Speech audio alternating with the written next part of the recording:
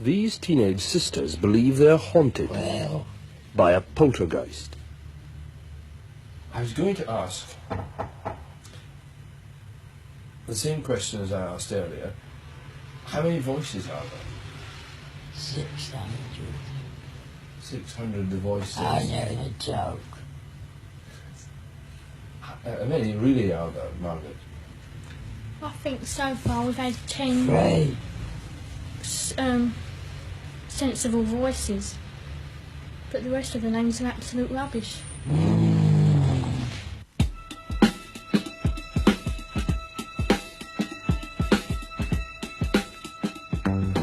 11-year-old Janet Hodgson appears to be the focus of many of the strange happenings in Green Street. But they also affect her 14-year-old sister, Margaret, and their younger brother, Billy. One of the first manifestations was when Lego bricks began to fly at high speed around the living room. How does it feel to be haunted by a poltergeist? It's not haunted. Why isn't it haunted? I don't know. Does it frighten you, the things that happen here? Oh, well, it did first, but now I've got more used to it, and you learn to accept the things that happen. It slung covered at Mum, my idiot Mum. Slung a bookshelf at Margaret. Have you tried telling it to go away? Yes, Yeah, many no times. answer, nothing. And what does it reply? No, it won't. It'll stay another 6-7 years. The local police could find no explanation for the knocking either.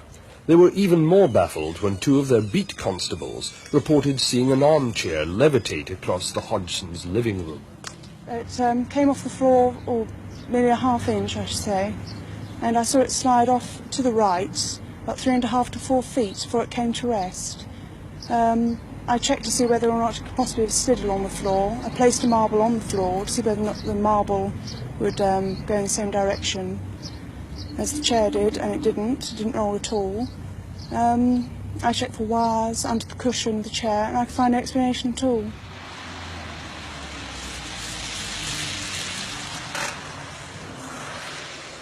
Maurice Gross is an electronics engineer and an investigator for the Society for Psychical Research. Over here was Janet, and over here, in this bed here, was Margaret. It was in the same bedroom a month later, with all the family present, that Maurice Gross first challenged the poltergeist to talk. And this was actually the result. You'll hear here the whistling first of all, and then the barking. And here is this noise.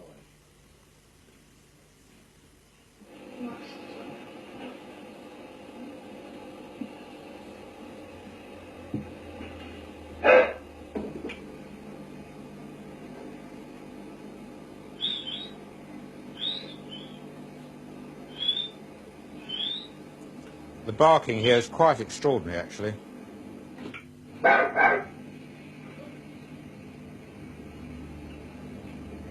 We got a dog in here. I then said to it, I then, as I said on the tape here, I then said to it, if you can whistle and bark and groan, then you can talk. And I asked it to actually say my name. Oh, Johnny. Well, just a minute. Right, we'll try again. I want you to call out my name. It's my complete name, Maurice Gross. See if you can do that.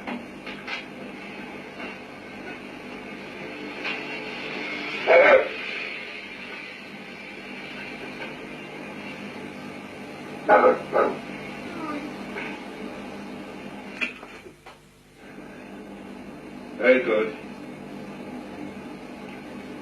Let me hear you say my name again. Come on, let me hear you say my name. Come on, my name's Maurice. Let me hear you say it. Maurice. Now that was the first time we heard the voice, and since then we've been hearing it again and again, and it's been getting louder and louder. What about the voices? When did the voices start? December 12th. December the 12th. Yes. And how did this start? Well, one night Mr. Grove was talking about it about 8:30. He said, all we need now is the voices to talk. And that night I went to bed and can't remember exactly what happened.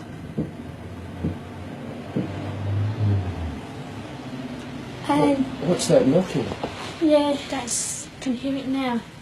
I was doing that yesterday morning, and Peggy was on her own. So she come in to us, because it wasn't her, she come in. We sat together and we heard it. And I counted down the knocks and there was 14 altogether. And it's doing it again now. That was 3 knocks just now. Yes, it goes in 3s and 2s. how we first got contacted, this was when Mr. Grove said, if there's anyone there, knock twice with yes, and if not, one for no. I wonder if we did that now, whether it would answer. Is anybody there?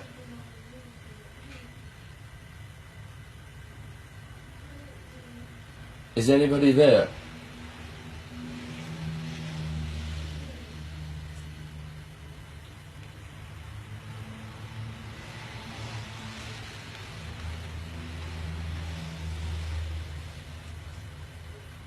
Nothing.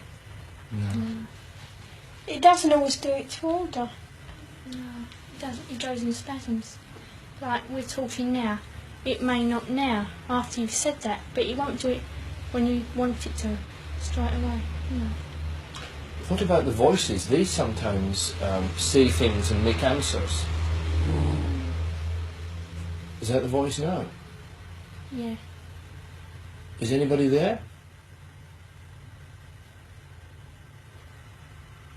How many voices are there? Dirty Dick, Andrew Garner, and Stuart Thurton. Dirty Dick, Andrew Gardner, and Stuart. Thurton. Oh, has he ever spelt that for you? No. Mr. Groves asked him, but it's like distract Mr. Groves last night when he asked. Or some time ago. And Sorry, what do you think these are? Are they people or are they just voices? Could be spirits, oh, I don't know. I believe it's a Ghosts form or of something. spirit speaking for us somehow. No. We don't get this at school, these voices are. Because I believe when we're all separate, it's not so strong. Just when you come near each other. Yeah, like here, or our aunts, we were up there together, or in Peggy's next door. And Janet's, your voice is stronger, isn't it? It seems to be the strongest. Yeah. When you hear the voice and it comes out, where does it come from? Here, your throat? No. Where do you feel it comes Back of from? the neck. Back of the neck. And so it must be as if it's somebody else speaking then, when you hear Yeah, it. behind us. And do you get the feeling when you hear the voice that there is a person there? Yes. Yeah. And do they tell you much about themselves? Not really, no. They just tend to growl and... Play around and sort of joke and be silly. No. I wonder, do you think there's anyone there just now? Yeah. I do. Who's that? What? Who's that, Janet? Pardon? Stuart Thurton. Stuart Certain, and he's one of the voices. Yeah. Why do you think he comes and speaks through you? To annoy us. Does he ever say anything nice? Well. Don't know really. Shall we Says- try and speak to him? No. We'll see if he'll speak to us. Yeah. Is anybody there? Knock, knock. Who's there? Doctor Doctor Who?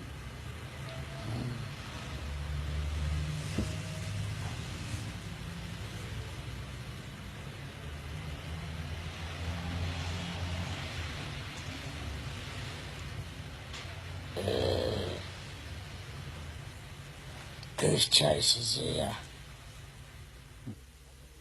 Mr. Gross, a lot of people, hearing these voices produced by the children, will simply say that they are very good ventriloquists and that this is all a hoax. How would you react to that? Certainly not. They're certainly not very good ventriloquists. We have had tests on them to see whether they can ventriloquize. They can't.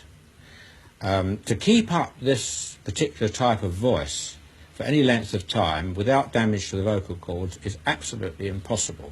I mean, there must be some hoarseness attached to it. But don't forget, these children don't do this for a couple of minutes or so.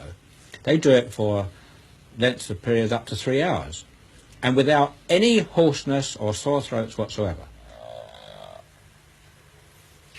Well, perhaps, Guy, perhaps you've got something to say, son. Yeah. I'd like to know how you make this noise without bashing Janet's vocal cords to pieces. If I do it for half a minute, I get a sore throat. Joe? Guy Lyon Playfair is an author of books on the paranormal, with experience of poltergeist cases in Europe and Brazil. How do you do it, mate? God, they're cowards. Don't you ever get a sore throat, Janet? No. Sure. Yeah. You never get pain in the back of the neck or something? No. Oh, what do you mean? I'm sorry, I'm not with you. What? I feel, Oh, you with me now? With me? Sensation in the back of the neck, yeah. Well, tell us about that. I don't know how to No, tell me explain about that. You get it? Did you get it now? Buzzing in the back of the neck. Yeah. Do you feel it vibrating as if it was sort of No, like someone someone put what? their hand on the back of my neck like that. Poltergeists seem to thrive on an atmosphere of tension that is partly sexual. The fact that most of the focuses are adolescents seems to contribute to the mischievous nature of the effects, leading some to suggest that the kids are faking or enjoying a laugh at the expense of the investigators. But to create all the bizarre effects that went on in this house either involves a gigantic conspiracy with the neighbours or a disruption in our laws of mind and matter.